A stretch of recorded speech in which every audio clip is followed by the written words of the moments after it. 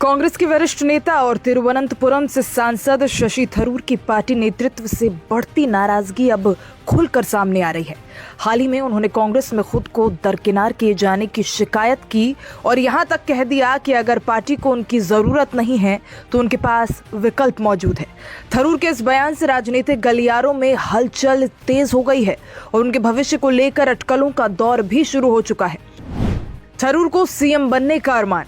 4 बार कांग्रेस से सांसद रह चुके शशि थरूर ने हाल ही में केरल कांग्रेस में नेतृत्व के अभाव को लेकर सार्वजनिक रूप से सवाल उठा दिए।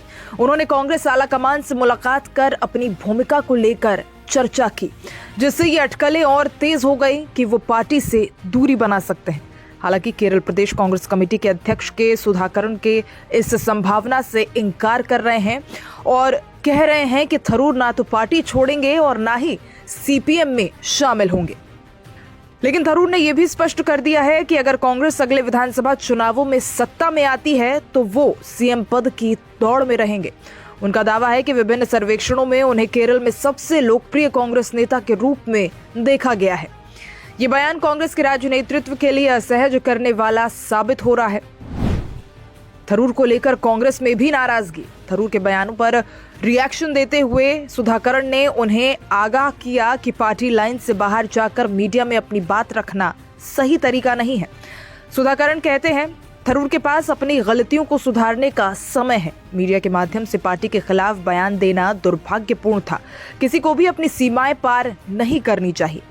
वहीं कांग्रेस वर्किंग कमेटी के सदस्य रमेश चेनीथल्ला ने थरूर को दी गई जिम्मेदारियों को हवाला देते हुए कहा कि पार्टी ने उन्हें हमेशा प्रमुख भूमिकाएं दी हैं। चेनीथल्ला ने कहा, कांग्रेस को थरूर की जरूरत है, तभी तो उन्हें 4 बार सांसद बनाया गया, केंद्रीय मंत्री पद दिया गया और पार्टी की शीर्ष संस्थाओं में शामिल भी किया गया।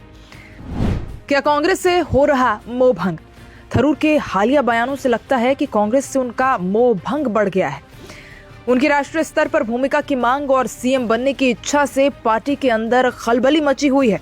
कांग्रेस के वरिष्ठ नेता के मुरलीधरन ने कहा कि थरूर को राष्ट्रीय राजनीति में युवा वोटरों को आकर्षित करने की जिम्मेदारी दी जानी चाहिए, जबकि केरल में पार्टी के स्थानीय नेता संगठन को मजबूत करने का काम करेंगे।